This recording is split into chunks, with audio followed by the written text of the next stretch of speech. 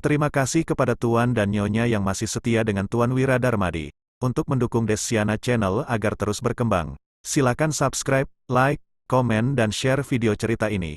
Terima kasih Tuan dan Nyonya. Kebaikan Tuan dan Nyonya akan saya balas di kehidupan selanjutnya. Silahkan Tuan dan Nyonya menikmati lanjutan cerita dari sebelumnya. Bab 1076. Di tengah hutan belantara, Prabu membawa sisa pasukannya yang telah kalah, menelusuri jalan setapak untuk melarikan diri. Prabu menunggangi kudanya untuk memimpin jalan, sementara sekelompok bawahannya mengikuti dari belakang dengan cepat. Wakil Jenderal Prabu yang berada di sampingnya, berkata dengan suara berat. "Tuan, bagaimana kita sekarang ini? Kita harus kemana sekarang?" Wajah Prabu dipenuhi debu, dia tampak kotor dan sangat mengenaskan. Setelah melihat di sekeliling dan ragu cukup lama, dia baru memilih sebuah jalan. Ke arah sini, para bawahan yang mengikutinya juga ikut menyusul. Wakil Jenderal Prabu malah merasa ragu-ragu, lantas dia bertanya dengan suara pelan. "Tuan, kita sudah nggak ada jalan keluar lagi sekarang. Apa yang harus kita lakukan?" Ekspresi Prabu tampak kecut saat mendengar ucapannya. Dengan ragu-ragu, dia baru berkata, "Mungkin sudah saatnya kita tunjukkan senjata pamungkas kita."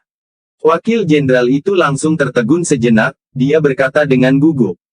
"Menurut Tuan, apakah yang dikatakan Wira itu sungguhan? Apakah provinsi sebelah benar-benar sudah dikepung oleh pasukan kerajaan Nuala?" Dengan tatapan sayu, Prabu menarik tali kekang kudanya dan berjalan sambil berkata dengan pelan. "Nggak peduli apa yang dikatakannya itu benar atau enggak, sebaiknya kita tetap percaya saja untuk berjaga-jaga." "Tuan, kalau begitu, bukankah kita jadi masuk perangkap Wira?" tanya wakil itu lagi. Ekspresi Prabu menjadi masam mendengar perkataan itu.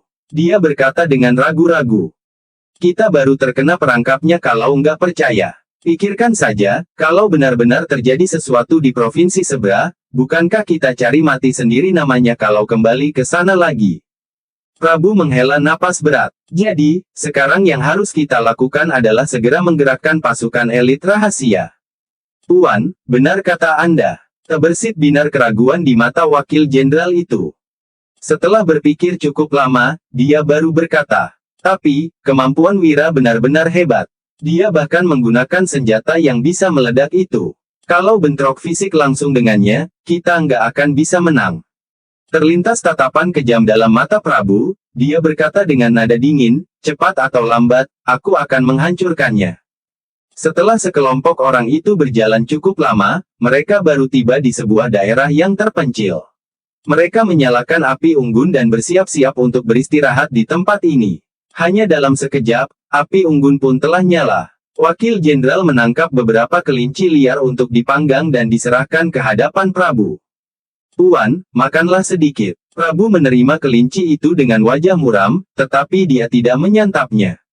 30.000 pasukan elit yang dibinanya hancur begitu saja, hati Prabu bagaikan tersayat-sayat. Setelah merenung sejenak, tatapan Prabu mulai tampak beringas dan serius. Kemudian, dia menggigit daging kelinci itu dengan kasar. Bab 1077. Prabu melahap daging kelinci itu seakan-akan menganggapnya adalah Wira. Melihat Prabu yang akhirnya mau makan, wakil jenderal itu juga merasa gembira. Kemudian, dia sendiri juga mulai makan dengan lahap.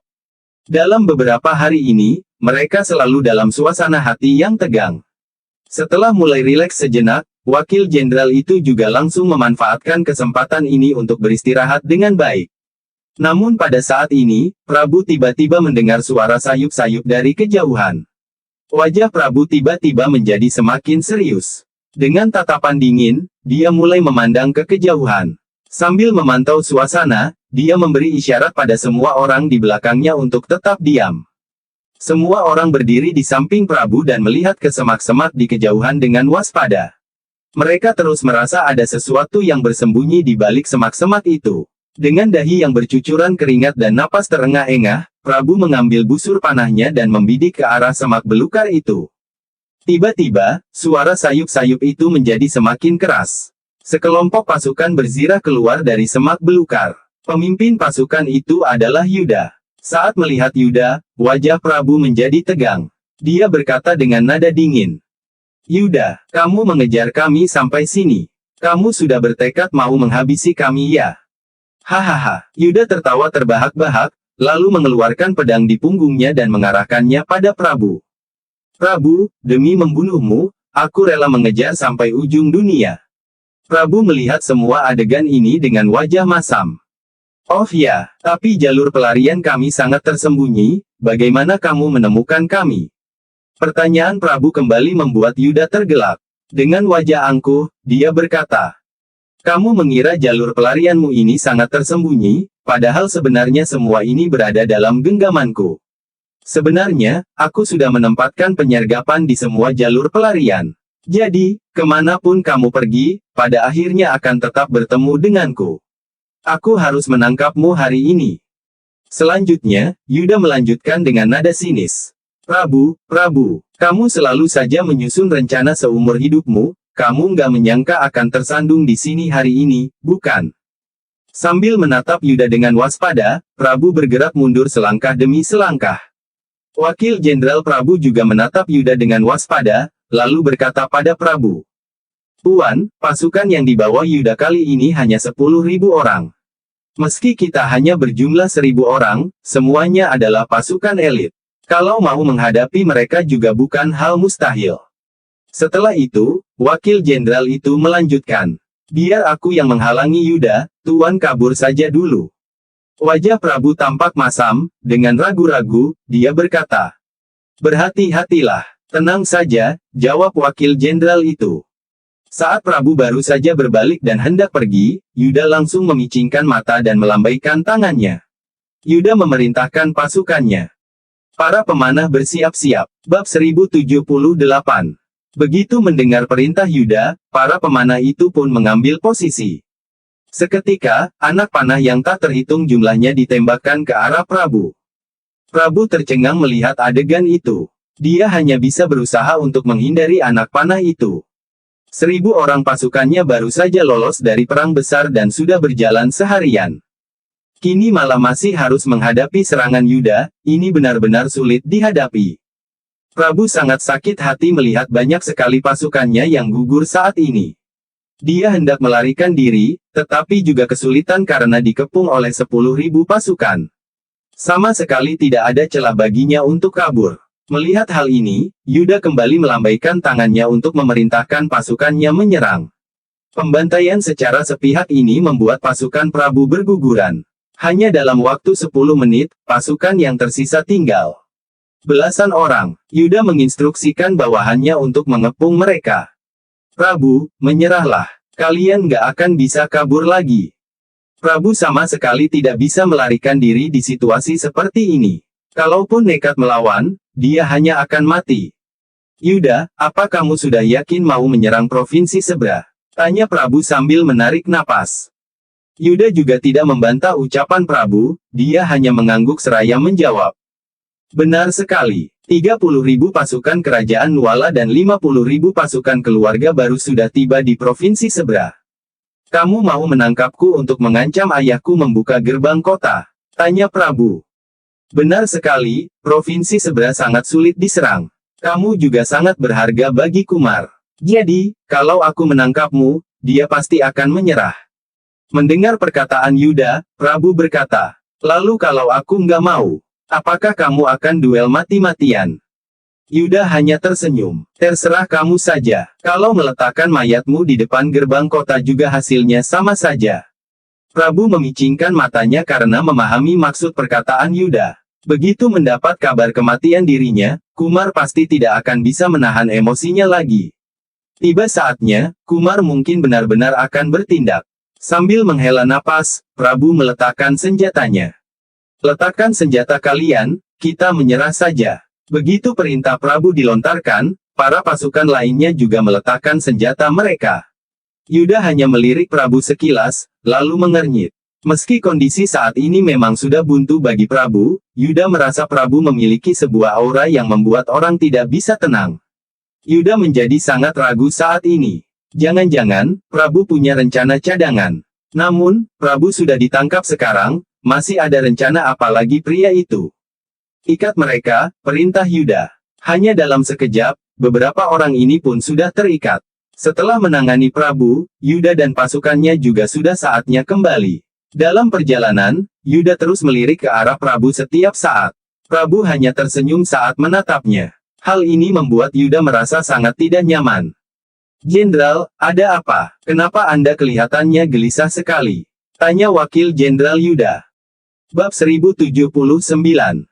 Yuda menggelengkan kepalanya. Entah kenapa, rasanya Prabu agak mencurigakan.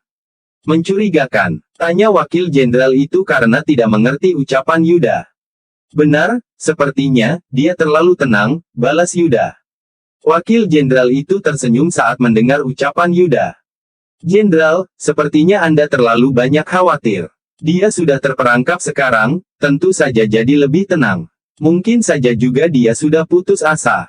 Provinsi sebelah juga sudah di tangan kita. Selain putus asa, dia juga sepertinya tidak bisa merasakan perasaan lain lagi."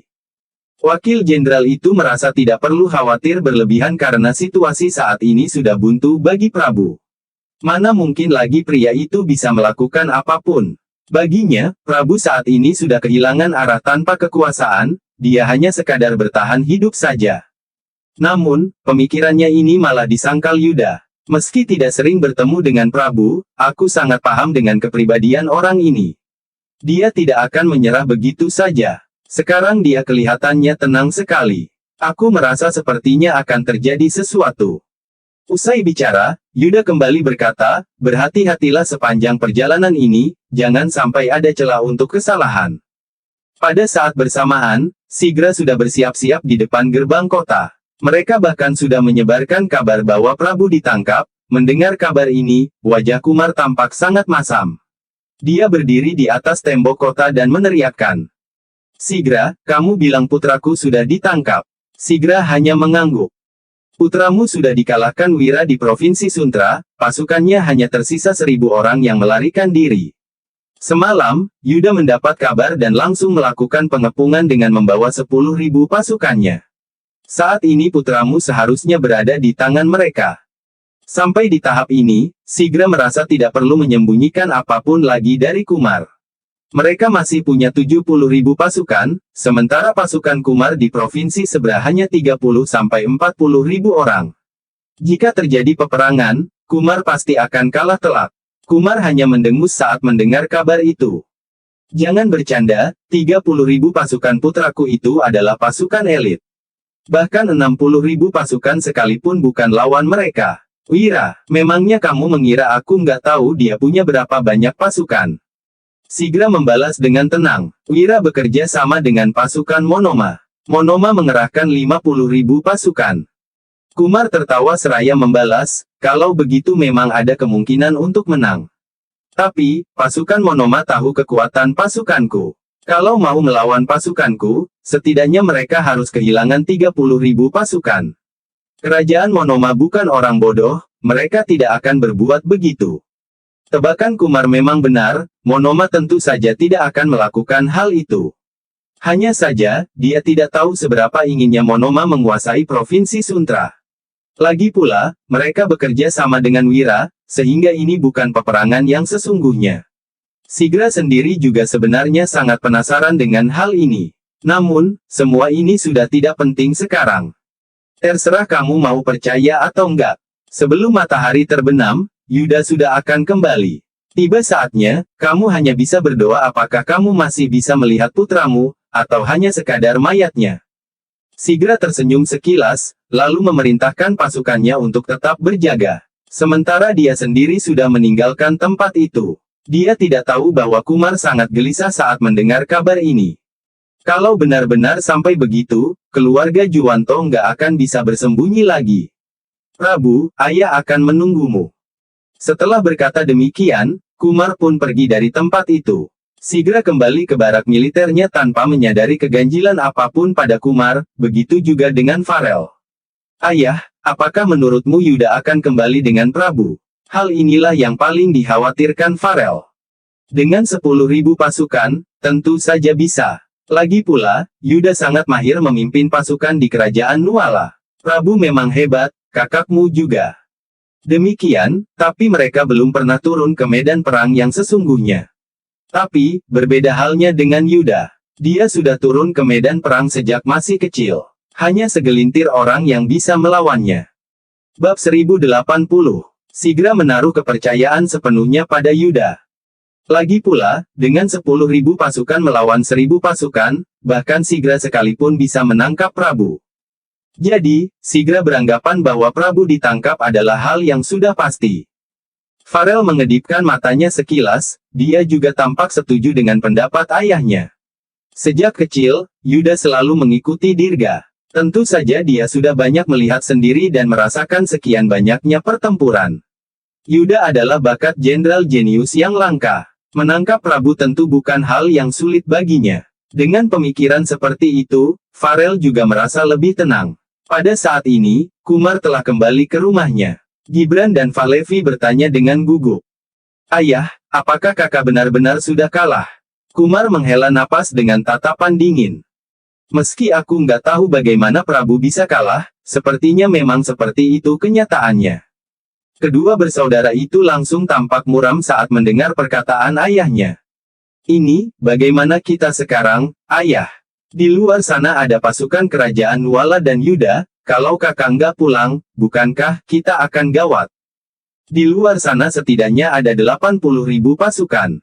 Bahkan kalau mereka tidak menyerang kota ini sekalipun, para pasukan itu pasti akan menghabiskan semua persediaan makanan di kota ini." Kumar kembali menghela napas.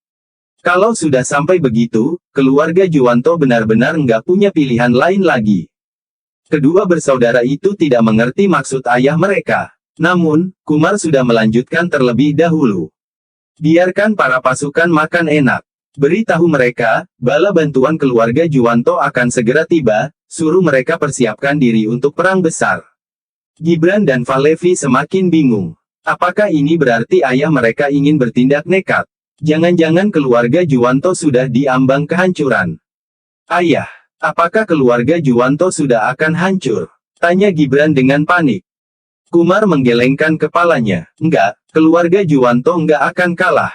Kalau benar-benar seperti itu, kekacauan besar kerajaan Nuala juga pasti akan dimulai.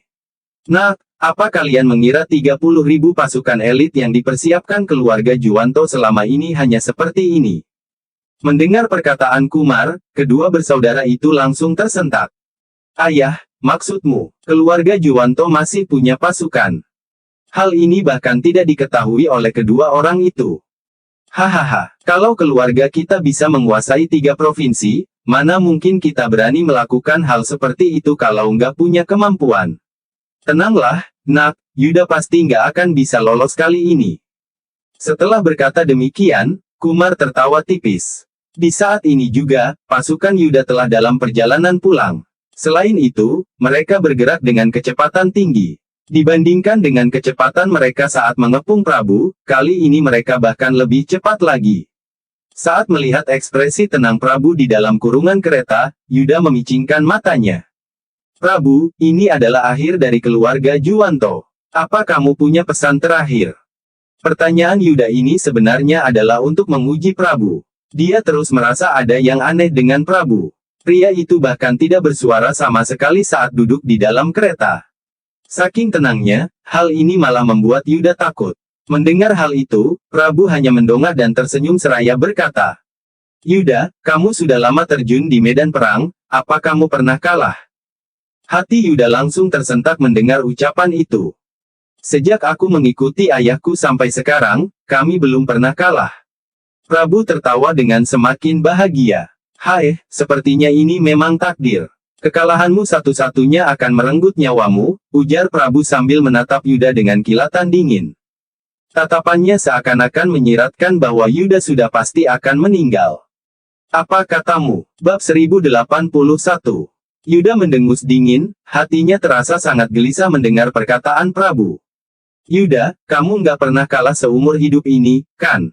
Sekarang kamu bukan hanya akan kalah, kamu bahkan akan mati di tanganku. Sekarang ku beri satu kesempatan, bunuhlah aku. Kalau enggak, pasti akan ada yang balas dendam padamu," ujar Prabu dengan nada bangga. Hal ini membuat raut wajah Yuda semakin memburuk. "Prabu, apa kamu tahu apa yang kamu bicarakan? Kamu mau mengalahkanku. Sekarang ini kamu tahananku, mau bagaimana kamu mengalahkanku? Meski merasa tidak tenang, Yuda tetap tidak mengerti mengapa Prabu bisa begitu percaya diri. Mendengar perkataan itu, Prabu tertawa terbahak-bahak. Kamu akan tahu sebentar lagi. Oh bukan, kamu akan tahu sekarang juga. Usai berkata demikian, Yuda tiba-tiba merasakan niat membunuh yang kuat. Niat membunuh itu sangat dingin dan sadis. Detik berikutnya, bahkan sebelum Yuda sempat bereaksi, sejumlah anak panah yang tak terhitung jumlahnya ditembakkan ke arah mereka. Serang musuh! Serang musuh! Teriak Yuda kepada para pasukannya. Pandangannya juga jatuh pada ke-10 orang itu. Mereka semua adalah ahli yang sangat mahir. Dari kemampuannya, terlihat jelas bahwa mereka bukanlah lawan Yuda. Tiba-tiba, sebuah sosok berbaju merah muncul dari hutan sambil menebaskan pedangnya. Detik berikutnya, penjara kayu itu langsung hancur terbelah. Bahkan yang membuat Yuda semakin takjub adalah orang itu bisa menebas rantai besi Prabu hingga terputus. Ini, Yuda terdiam seketika. Dengan Prabu yang berada di tengahnya, ke-11 orang ini menghalangi semua anak panah yang ditembakkan ke arah mereka tanpa terluka sama sekali. Sementara itu, pasukan Yuda malah kewalahan mengalami penyergapan ini. Bunuh Prabu, perintah Yuda. Dia mengayunkan tombak di tangannya hendak membunuh Prabu. Namun baru saja senjatanya akan mengenai Prabu, sosok wanita berbaju merah itu langsung membelah tombak Yuda dengan pedangnya. Kekuatannya yang mengerikan itu membuat Yuda terkesima. Bunuh! Bunuh! Terdengar teriakan dari sekelilingnya yang mengepung ke-10.000 pasukan ini.